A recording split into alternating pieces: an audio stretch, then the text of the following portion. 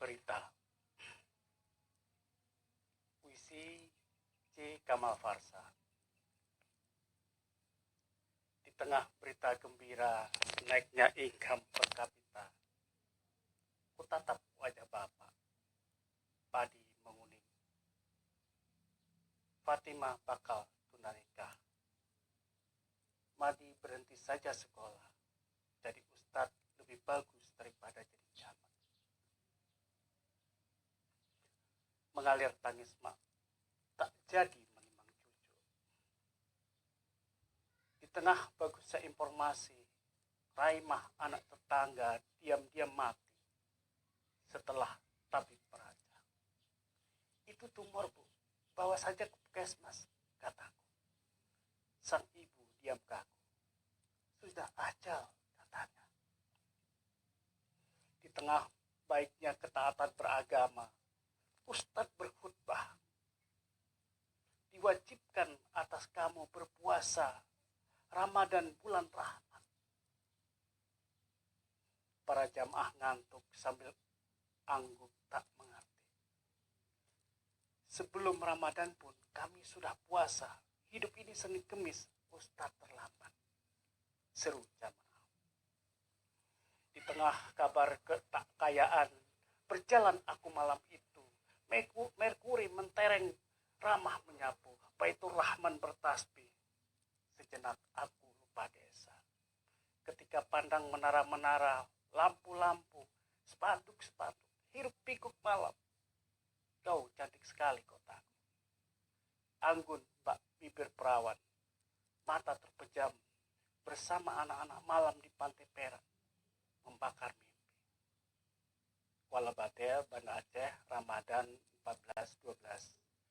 Puisi J. Kamal Farsa ini terkumpul dalam antologi kumpulan surat cinta yang baru-baru saja terbit Maret 2020.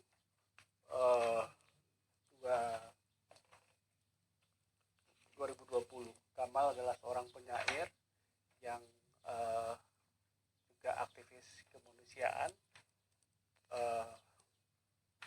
jurnalis, dan terakhir dia lebih menekuni dunia bisnis dan advokat. Kamal itu banyak menulis puisi, cerpen, esai, dulu terutama di koran-koran lokal, di Serabi Indonesia, di Medan, Waspada, dan lain-lain, dan terakhir di media-media Jakarta. Namun dalam beberapa waktu aktivitas dia yang sibuk, kemudian dia seperti terlupa dengan puisi. Nah, baru pada sekitar 2-3 tahun lalu dia mulai menulis lagi, dan saya mencoba untuk mengingatkan dia untuk membukukan karya-karya yang pernah dia bikin. Nah, jadilah buku ini, kumpulan surat cinta. Nah, ini menarik, buku ini menarik sekali saya kira. Ini memuat puisi-puisi Kamal dalam rentang 90-an sampai 2000-an lah. Nanti kita akan coba berbincang dengan Kamal seperti apa sih proses kreatif dia dalam membuat dalam berkarya, juga dalam aktivisme dia di masyarakat. Dan kita tahu ketika di Aceh dia juga aktif di organisasi NGO pemberantasan korupsi yang kita kenal dengan sama. Nah, mungkin kita undang saja Kamal Farsa ke kita ngobrol ringan sambil kita menunggu beduk untuk buka puasa. Teman-teman silakan nanti bisa bertanya ke Kamal, nanti akan dijawab langsung lewat IG ini. Silakan Pak Kamal, silakan bergabung. Mana Pak Kamal?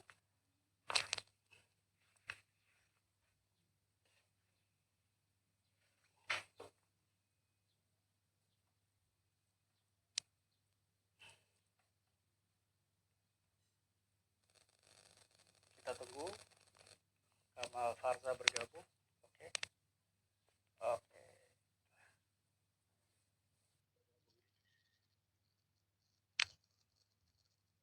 kita tunggu saja.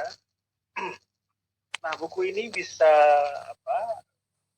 Ini dia sudah sampai. Ini antara Kalibata sama Pamulang ini. Di mana Mas? Di rumah apa di? Ya di rumah. Di rumah ya. Di rumah di rumahku ada satu ruangan kecil biasalah seperti sama kayak di Aceh. Ada satu ruangan kecil yang kita bikin. Di situ ada tumpukan buku dan berkas biasanya kayak gitu. Oke, assalamualaikum semuanya. Assalamualaikum Mus. Assalamualaikum semua yang join dalam live Mustafa Ismail. Kenalkan, saya Kamal Farza. Saya lahir di Aceh dan sahabat baiknya Mustafa sejak kita bisa dikatakan remaja ya, sejak mahasiswa. Sejak makan telur ceplok. Apa namanya itu bahasa Aceh lupa gue. telur ceplok mata sapi, telur mata sapi, Indomie dan lain-lain gitu. Saya dan Mustafa ini adalah teman berbagi mesin tik dan kita itu selalu punya target berdua ya. Kalau lagi Mus ada duit nggak ada, ayo nulis minggu depan baru bisa kita cairkan gitu. Jadi kita ini selalu lebih banyak bareng di dalam proses bertumbuh, menulis dan beraktivitas di bidang kebudayaan. Nah, karena itu saya sejujurnya ingin mengatakan kepada semuanya yang live sore ini bahwa Mustafa ini punya banyak sekali jasa gitu. Memang dia seperti guru tanpa tanda jasa gitu ya, tapi dia berjasa di dalam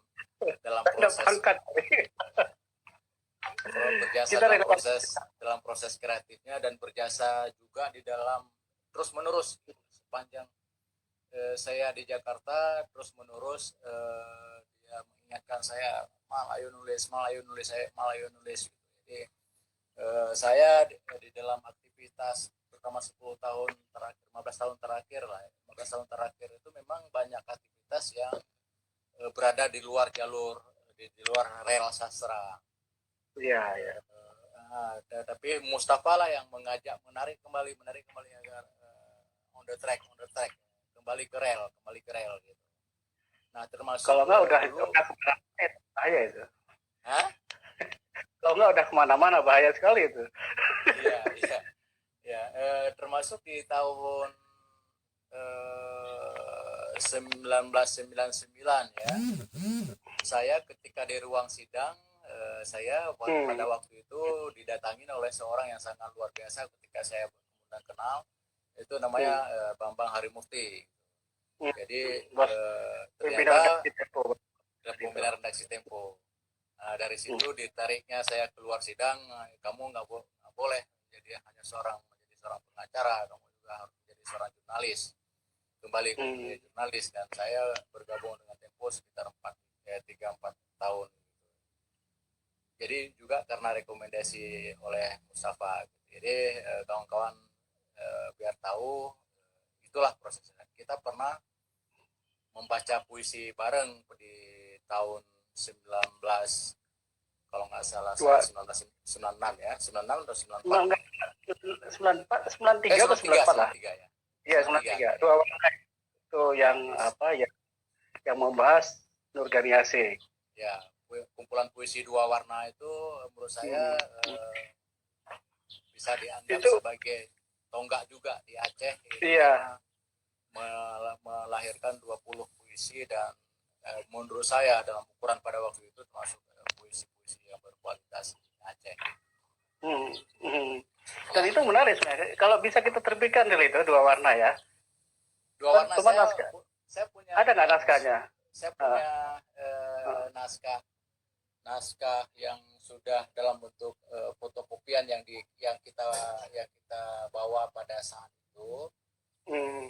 itu saya punya masih, cuman harus kita bongkar dulu di rak buku saya. Ya, nanti aku kira bisa kita terbitkan. Itu menarik lah. Itu ya bagian dari Ya, sejarah kita proses punya, kreatif itu. kalau kita punya tulisan Nurgani, almarhum Nurgani Esik, itu sangat bagus. Nah, Itu mereview banget tentang kita berdua gitu pada waktu itu. nah Nurgani mungkin ini adalah seorang alumni ISI Yogyakarta, seorang seniman, seorang penyair, dan dia menghabiskan hampir sebagian besar, hampir seluruh hidupnya semua. untuk dunia seni gitu. Sampai Ya, dia ya, ya. Dia sebetulnya itu sarjana musik. ya, Nurgani itu sarjana musik di ISI Jogja, tapi memang basisnya memang sastra, ya, nyair kan. Uh, Nah, barangkali mungkin saya menduga itu keluarganya Bang Dul Sepialisa, penyair Dul Sepialisa, mungkin punya apa namanya tulisan itu. Karena kan kita kenal Bang Dul Sepialisa itu salah satu penyair kolektor Aceh ya. sudah berpulang. Dia sangat sangat uh, uh, tekun untuk mengumpulkan karya teman-teman di Aceh itu. Apa aja entah itu puisi, makalah, tulisan, macam-macam. Mungkin bisa ditanya ke Kak Nani HS ya, Ya, ya, barangkali itu kita istrinya Bang Dul tanya. ya, saya kira. Nah ini malah kita coba kita kembali ke buku tadi itu. Gimana awalnya, bagaimana proses kreatif melahirkan buku puisi-puisi itu. Kalau kita lihat kan dalam buku ini judulnya Kumpulan Surat Cinta. Sebetulnya sih kalau saya baca ini ya banyak puisi-puisi yang bertemakan ketuhanan, bertemakan sosial. Salah satunya mungkin yang saya bacakan tadi itu berita. Dan itu kan berita itu adalah kritik sosial yang sangat kuat yaitu terhadap persoalan dalam masyarakat itu. Ya itu bisa dikatakan kita juga sebetulnya. Mungkin cinta dalam konteks cinta kemanusiaan ya. Mungkin bisa cerita sedikit.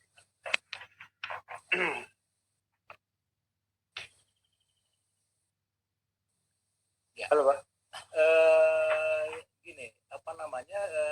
Saya itu proses Ya, oke, silakan. memulai start.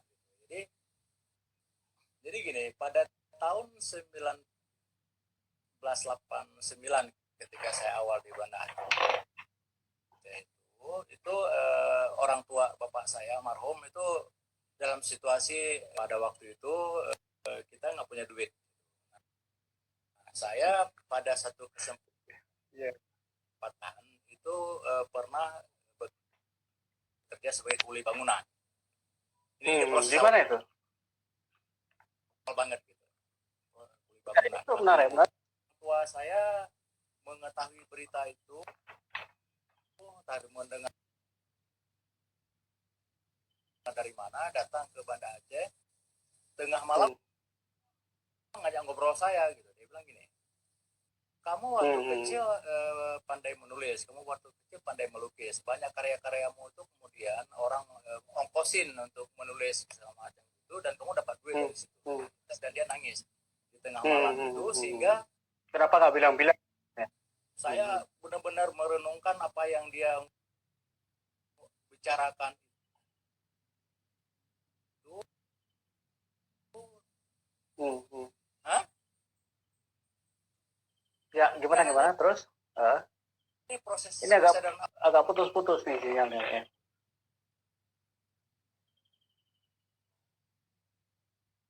Menulis. Jadi kemudian setelah 9 itu saya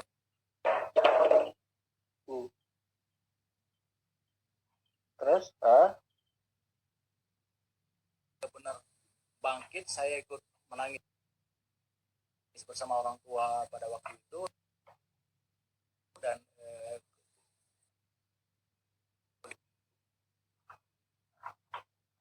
kemudian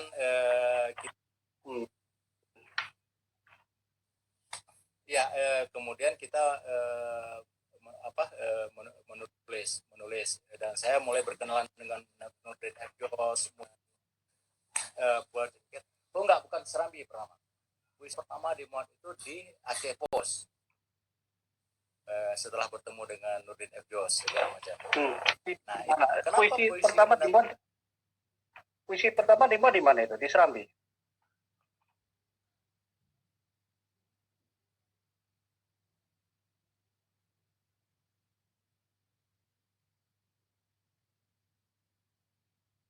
Wah, ini kayaknya apa namanya teman-teman, kelihatannya ada masalah sinyal ini. Ya, mohon bersabar. Ini ujian itu. Nah, kita apa terputus, mungkin kita minta, kayaknya ada masalah sinyal ya. Mungkin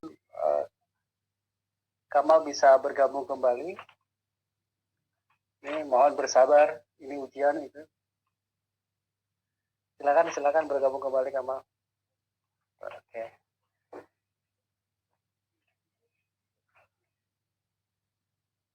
Ya. Kamal, silakan bergabung kembali.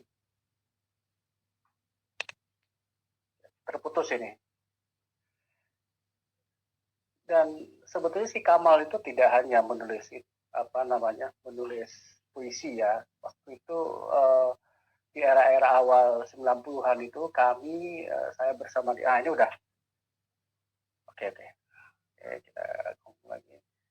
Kami sangat gencar menulis esai itu, esai opini sosial politik termasuk soal mahasiswa. Nah, ini udah. Kayaknya tidak ada masalah. Gangguan bukan pada Instagram Anda, tapi pada sinyal. Nah, tadi malam juga situ udah William itu. William kan tadi malam juga berat sinyalnya ketika kita live malam tas Margonda kan. Nah, ya, memang kita harus siapkan sinyal banyak-banyak nih. Tapi di mana cari sinyal malam? Harus beli kata orang Naga. Iya, benar, harus beli itu. Harus beli sinyalnya. Nah, cuman problemnya di mana kita cari sinyal kan malam-malam kan. Kalau siang, nah ini juga udah menjelang buka puasa gitu kan. Itu ini katanya masih nonton tuh sambil Liliana masih nonton sambil apa namanya? Sampai di mana tadi kita ngobrolnya? Ya, terus tadi dipersoalkan orang tua kenapa menjadi kuli bangunan lah kira-kira gitu. Nah, silakan.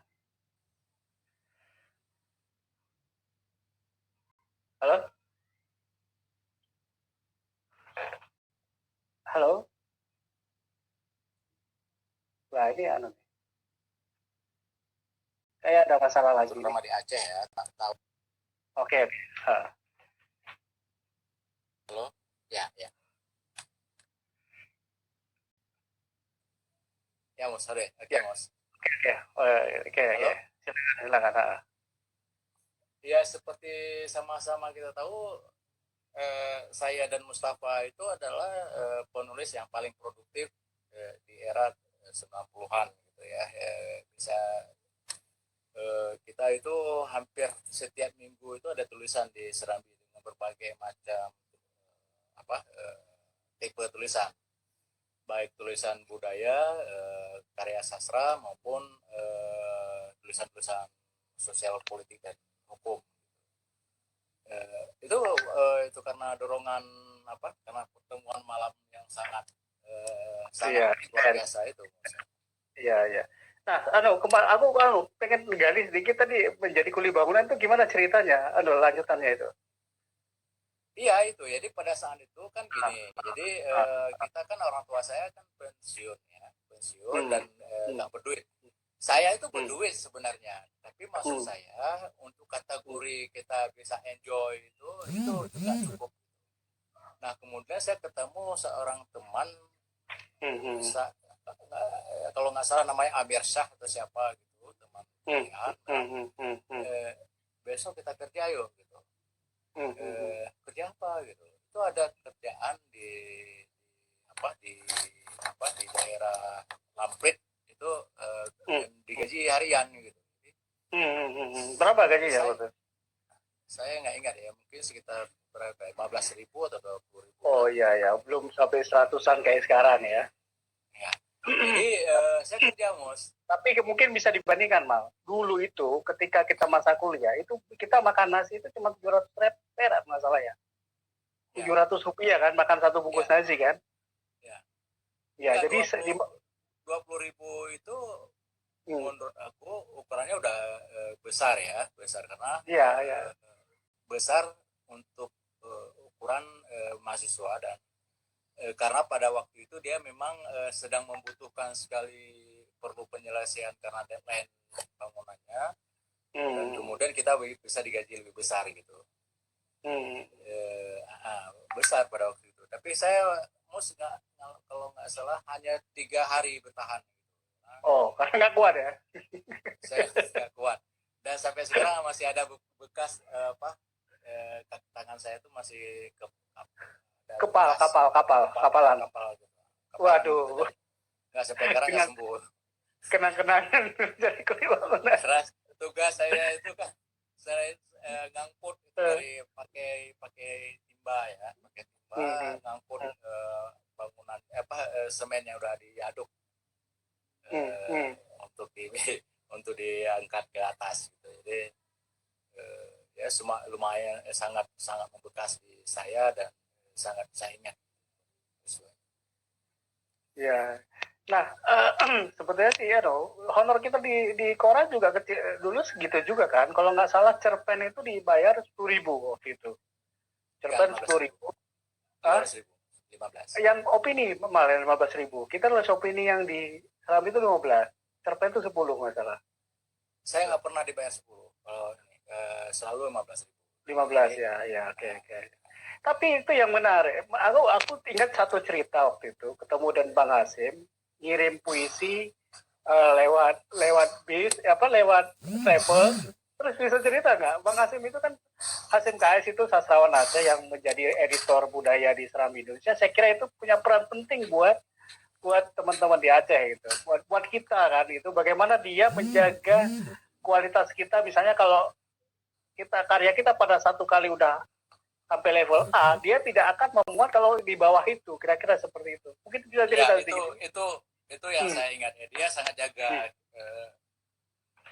saya dan Mus itu dijaga sama dia karena saya pernah bicara sama dia pada suatu hari di Taman Budaya itu, dia bilang gitu, kalian itu harus jadi seorang yang berbeda gitu, yang menjaga kualitas kalian, jangan jadi gampangan gitu, kira-kira gitu. Nah itu peristiwa itu memang ada, saya menulis puisi agak panjang gitu kan, dan ada nggak di sini nih? Nggak ada ya, karena puisi itu kan nggak lolos. Puisi-puisi yang kita baca di buku itu ada puisi-puisi yang lolos dalam editing redaktur gitu ya. Udah dipilih. Iya. Yang pilih redakturnya kan kita kan. Iya. Jadi tinggal ngambil aja. Comot itu kan clipping semua yang kita. Iya. Nah cerita pada waktu itu kan kayak gini. Saya kan pulang ke Abdia. Nah di Abdia itu kemudian saya menulis puisi. Dan saya kirim melalui travel L300 itu. Iya. Itu ke Serambi. Pada waktu itu Serambi kan masih di daerah Cade. Nah sekitar seminggu kemudian saya ketemu Bang Hasim di Taman Budaya. Bang Hasim itu sering duduk di Taman Budaya minum kopi berkelas-kelas gitu, dan entah kenapa saya gatal nanya, Bang saya kirim puisi lewat L300 sampai nggak ke redaksi? Dia jawab, sampai Mang, sampai dia isap kopi rokoknya gitu kan. Dan saya cukup di situ, nggak nanya lagi setelah itu. Cuman dia secara nakal bilang gini, tapi mahal gitu. Saya gini katanya gitu sambil dia berbisik. Kenapa? Saya coba itu masukkan puisimu itu ke komputer. Saya dorong sampai saya jatuh, disepak, dihajar sama komputer. Nggak mampu komputer itu. Itulah terus. Jadi saya nggak paksakan, makanya nggak saya muat. Jadi secara dia mengatakan bahwa dia coba colok ke komputer, untuk bisa masuk di Serambi, ternyata nggak bisa. Bahkan dia jatuh ditampar sama komputer katanya. Nggak, itu Sasim kan salah sosok yang menarik ya dalam perpuisian di Aceh itu. Bukan hanya menarik, menurut saya Dalam kontrak. Hasim itu seorang yang sastrawan besar ya. Saya mengagumi karya-karya beliau. Dan sayangnya tidak banyak ya yang bisa kita nikmati karena tidak banyak yang beliau cetak beliau terbitkan. Iya, ya salah satu yang novelnya yang Papa Eskanta yang dia memenangkan nama samaran itu Papa Eskanta kan, itu sampai sekarang kelihatannya belum diterbitkan itu ya. Belum, bertarung di kaki langit gitu, itu bagus sekali. Iya. Memang cerita perjalanan hidup dia gitu. Hasim itu kalau bercerita secara verbal ke kita, secara lisan, bercerita deskriptif betul itu. Kita mau mendengar berjam-jam tuh, karena Iya. di setiap detail ceritanya itu pasti ada yang menarik dan lucu. Iya. Ya seperti dia juga. Bagaimana dia ceritakan foreigners di Thailand dan dibandingkan dengan di Banda Aceh pada waktu itu, ada bunyi-bunyian segala macam. Menarik. Iya. Oke. Nah, ini ada berapa puisi Pak di buku ini nih? Saya kalau lihat di daftar isinya kan 41 puisi. 41 ya. Okay. Nah, bisa digambarkan sedikit itu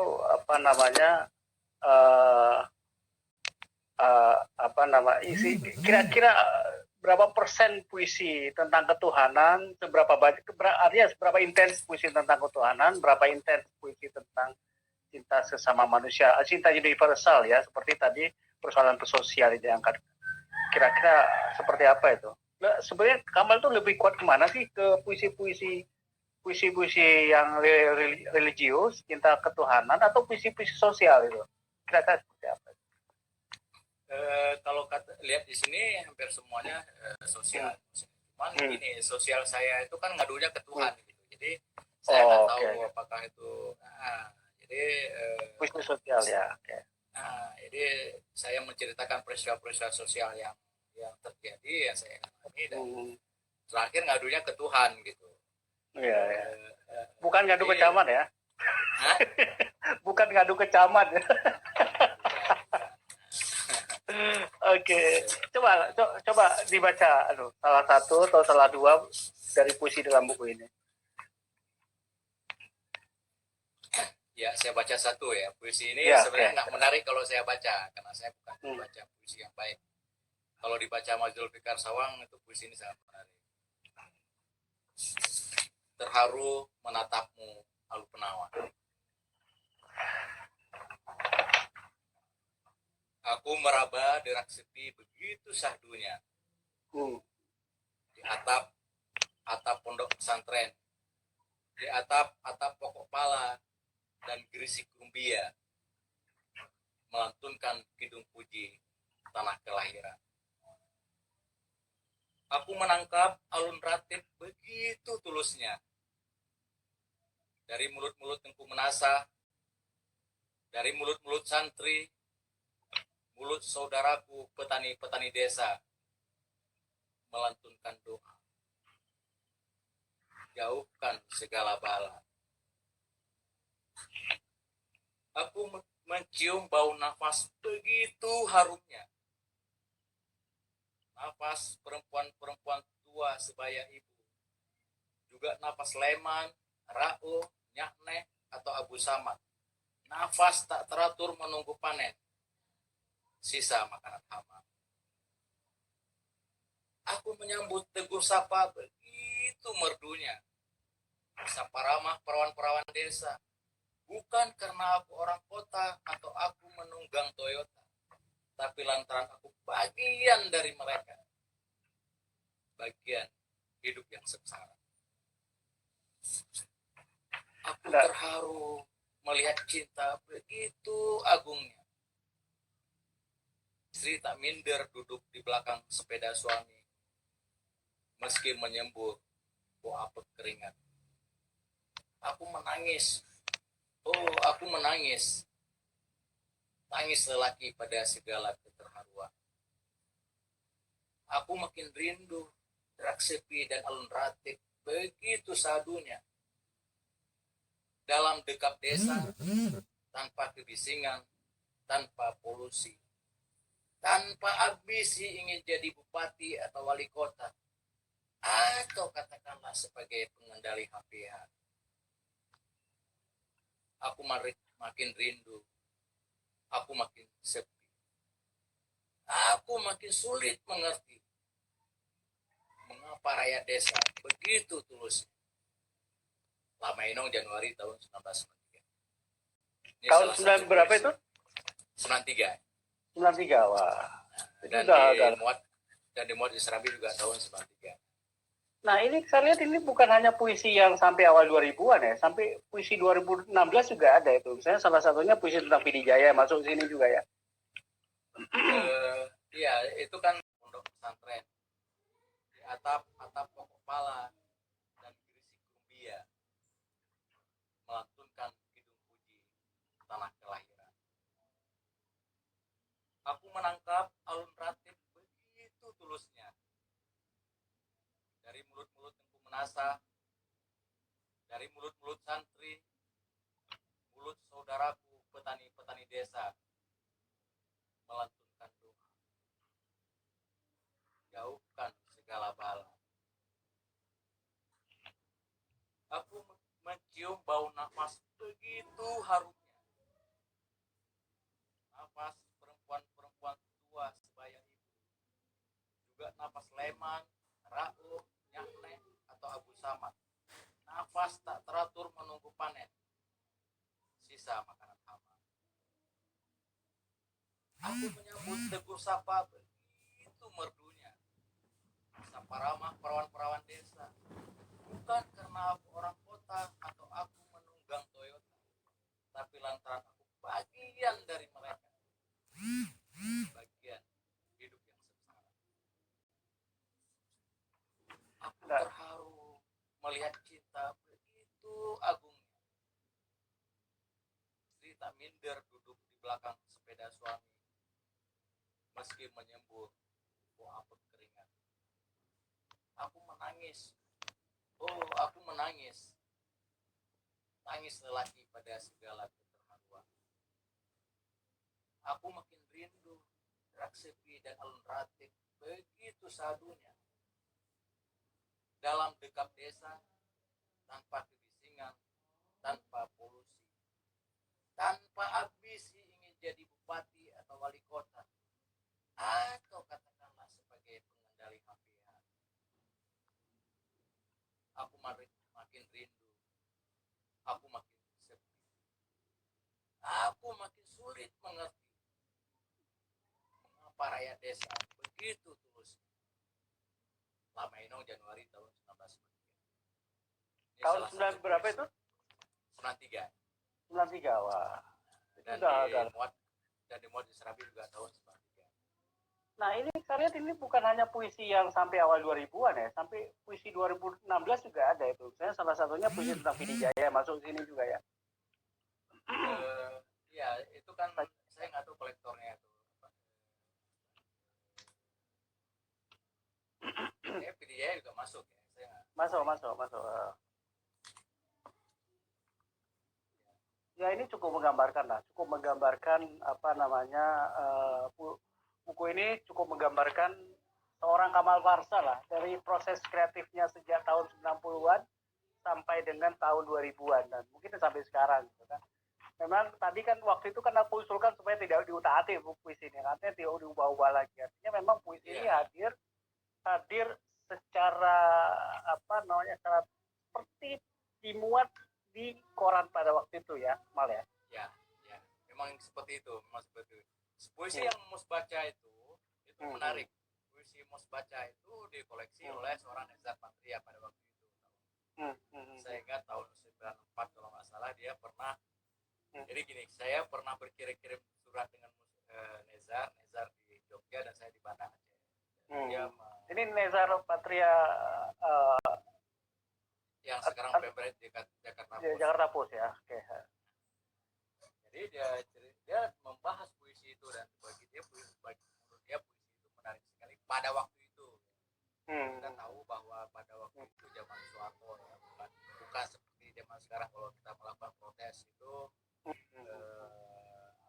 jadi cupu atau jadi apa gitu. Pada waktu itu ya protes atau kritik itu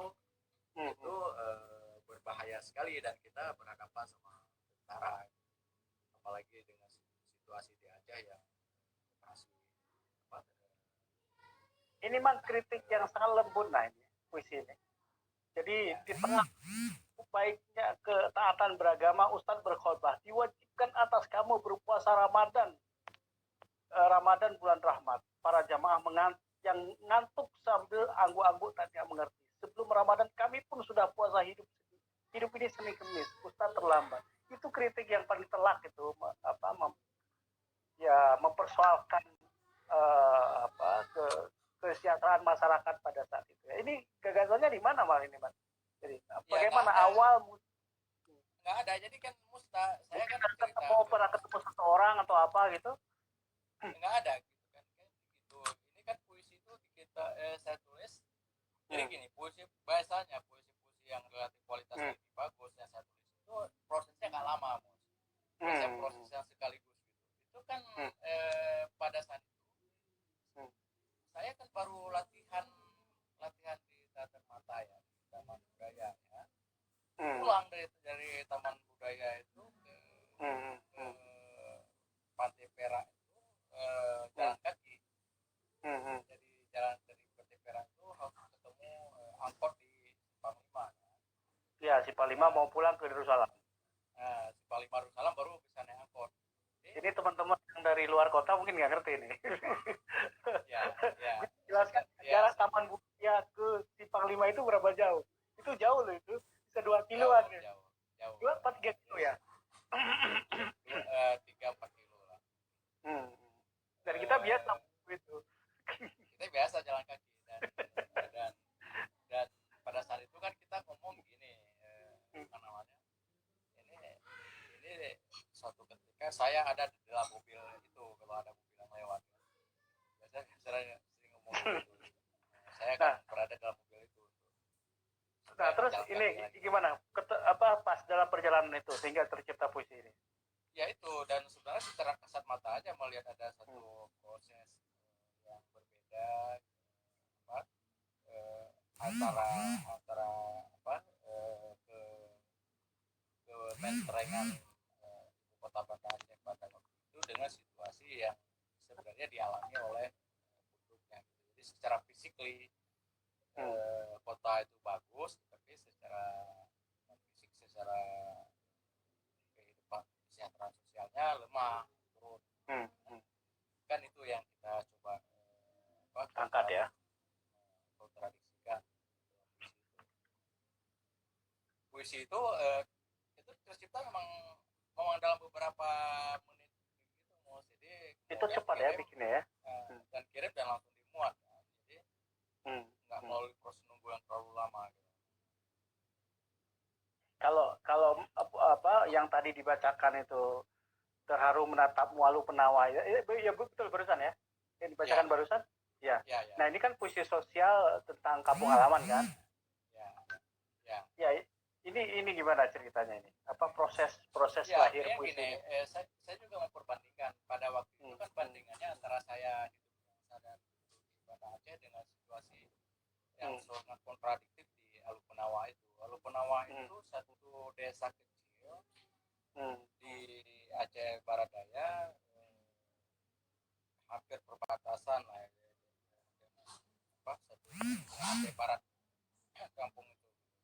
Jadi satu kontradiksi dan itu memang melihat ketulusan, melihat suasana batin masyarakat desa, kemuliaan, kita respect kepada orang gitu. Itu kan kita temukan di Alupenawa itu dibandingkan dengan misalnya di Banda Aceh pada waktu itu. Jadi kalau kita pulang biasanya kan disamperin, mereka ingin bertanya segala macam, dan secara kasat mata juga kita bisa melihat bagaimana mereka di masjid, di surau, dan hasil hariannya. Nah, hanya menggambarkan satu peristiwa kontras saja antara di kota dengan desa itu. Nah, dalam buku ini mana puisi yang mungkin paling monumental lah? Ada punya memori yang kuat lah untuk apa namanya buat Kamal. Ya, cara harum menatapmu, Al-Penawa, dan berita itu masuk puisi yang bagi saya itu punya historikalnya gitu ya, yang apa namanya, yang perang batin. Puisi Melabuh juga, puisi Melabuh itu kan bisa tujukan ke Isnu Kembara ya. Sudah alam belum ya. Isnu Kembara ini seorang penyair ya. 23. Bisa mau dibacakan mungkin? Boleh. Ya. Melabuh. Kalaulah kegelisahan membuat jarak kita begitu dekat, tulislah tentang angin dan daun jatuh. Aku akan kisahkan rindu nelayan pulang mengintip pantai Melandai. Kalaulah jarak dan waktu bukan pemisah jarak kita yang begitu dekat, tulislah keakraban adalah rahmat. Setiap ucapan kita adalah puisi yang belum selesai di samudra katanya. Kalaulah gelisah dan jarak adalah bagian kehidupan kita, bersyukurlah padanya. Melabuh 1992. Jadi ini puisi memang gini ya, puisi saya ini satu kisah dengan Bang Isnu Kembara. Isnu Kembara itu orang yang sangat loyal juga kepada teman, respect pada kita jalan gitu kan. Itu di Melabuh ya? Melabuh. Ketemu di Melabuh ya? Ketemu di Melabuh. Isnu Kembara kalau nggak salah menjadi saksi nikah saya juga kemudian di 4 tahun kemudian, kira-kira gitulah. Jadi cerita ini cerita sebenarnya nasihat-nasihat Isnu ini kepada saya gitu. Nulis gitu, kira gitulah. Jadi dia bilang kamu tuh muda, kamu tuh enak, nggak ada beban apapun, memorinya masih bagus, masih apa, beda dengan kita, memori kita ini kan udah rusak, kamu ada kesempatan tuh, kira gitulah. Ya. Kan Yakinnya, pada waktu itu komunikasinya dalam kata-kata ini itu adalah ya Tuhan gitu ya. Dan apa yang cerita tentang jarak itu adalah cerita jarak saya dengan Isnu. Jadi pada waktu itu bayangkan Isnu itu tinggal di Melabuh, Banda Aceh itu terasa jauh sekali. Kenapa? Karena memang nggak ada sarana komunikasi apapun. Kita nggak punya telepon, kita nggak mungkin kirim surat. Jadi kita bisa mendengar kabar masing-masing itu ketika tulisan kita dimuat, betul. Jadi hanya itu komunikasinya gitu. Karena itu dia suruh menulis. Kalaulah kegelisahan membuat jarak kita begitu dekat, tulislah. Bahkan saya angin dan daun jatuh pun kamu boleh tulis. Kira gitu. Saya terakhir ketemu Bang Isnu itu tahun 2016. Itu ketika waktu itu saya, Bang Farhan Hamid, itu mantan ketua MPR, waktu ketua MPR, kita keliling Aceh dan singgah di Melabuh. Ya kayak itulah ketemu terakhir buat. Dan dia juga sosok yang sangat mengayomi kepada anak-anak muda kan. Betul. Terakhir Mas, ini ada pertanyaan terakhir nih, waktu kita hampir buka puasa. Waktu itu kan ada konflik Aceh pada saat kita di sana kan konflik di Aceh itu. Nah ini apa? Kelihatannya kurang tercermin dari sini ya, lebih dalam buku ini ya. Apa ada karya-karya lain yang mungkin yang merefleksikan konflik di Aceh? Gini Mos, ini kan yang seperti cerita saya ke Mos ya. Ini hanya yang bisa kita selamatkan dari apa yang terjadi di Aceh. Oke. Jadi puisi-puisi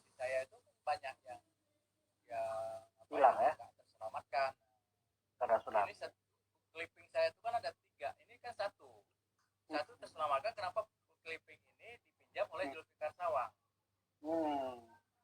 Semoga Zulfikar Juli Sawang, mendengarnya. Zulfikar Sawang itu nggak ngaku.